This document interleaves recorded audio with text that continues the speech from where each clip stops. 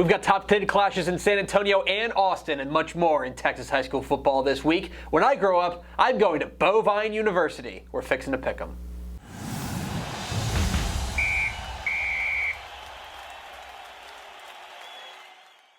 Welcome in to Fixin to Pick'em in partnership with the NFHS Networks, your guide to the Texas high school football weekend. My name is Greg Tepper of Dave Campbell's Texas Football and TexasFootball.com. Thanks for joining us. It's another massive slate of games across the Lone Star State, and we start in the Alamo City. 7:30 p.m. Friday night at Cibolo's Linoff Stadium. It's Cibolo Steele taking on Converse Judson in a battle of unbeatens in District 25 6A. What are the keys to this one? Number one, which Judson offense shows up? The Rockets offense with quarterback Julian Williams and running backs Jay Miller and Michael Jackson has been wildly inconsistent, especially early when they got off to a slow start, only scoring 12 points against Pflugerville Hendrickson, and again just 12 points against San Antonio Roosevelt. They've come on of late, but there's still some offensive inconsistencies on this Rockets team. Which offense shows up? The one that's very explosive or the one that tends to play with its food?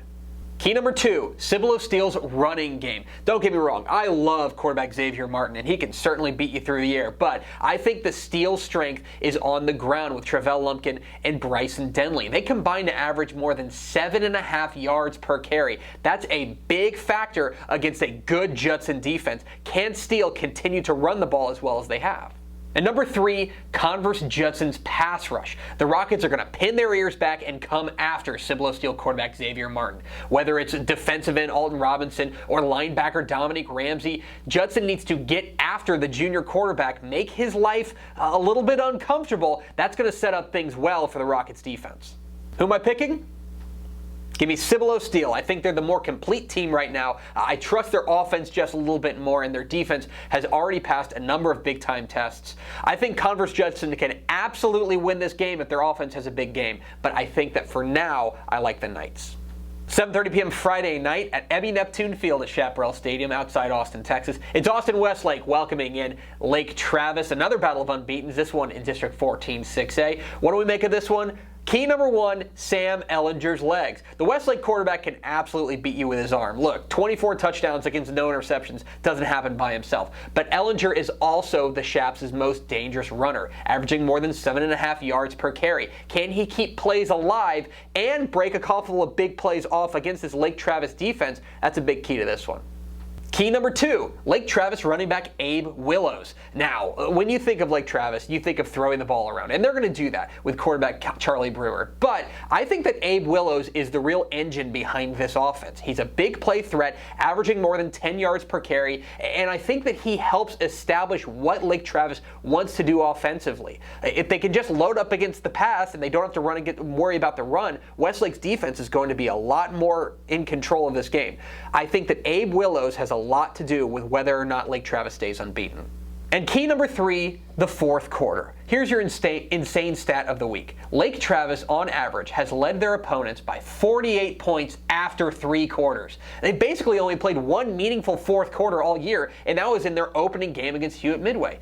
Westlake, on the other hand, has been in dogfights with Austin Bowie and Temple and South Lake Carroll. Does the fourth quarter experience that Westlake have put the Chaps over the top? Who am I picking?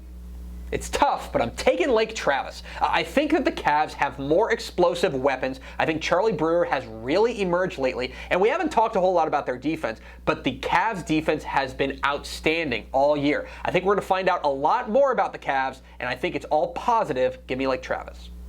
Meanwhile, in DFW, Cedar Hill takes on DeSoto. DeSoto's in the unique position that they're 48 minutes away from saving their season. Everybody will forget about those 4 losses if they can beat Cedar Hill. That said, I don't think it's going to happen. I think Cedar Hill's too balanced offensively and too dominating defensively to give up a district loss like this. Give me Cedar Hill. What a matchup in the northern border of Texas as Canadian takes on rival Stratford. Stratford has been excellent defensively and very explosive when they have the ball, but there's something about this Canadian team. I think that if you want to say that they're the best pound-for-pound team in the state of Texas, you can say that. I like Canadian to stay unbeaten. And down in Houston, Fort Bend Hightower has a big test against rival Alief Taylor. 2 words in this one. Nico Hollins, the quarterback for Fort Bend Hightower, has been outrageously good this year. I think that continues. Give me Hightower. But those are far from the only big games across the state of Texas. Let's get to the lightning round.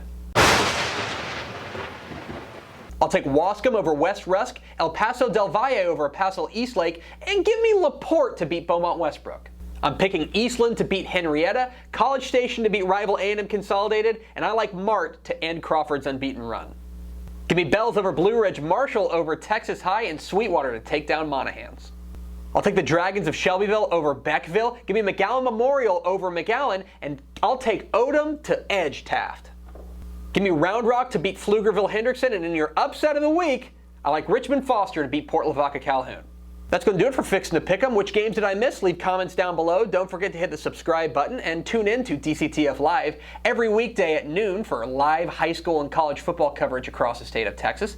Follow us on Twitter at DCTF. Like us on Facebook, facebook.com/DaveCampbells. Follow us on Instagram at Instagram.com/DaveCampbells. And of course, you can see our work at TexasFootball.com. Thanks for watching. Enjoy your Texas high school football weekend. We'll see you.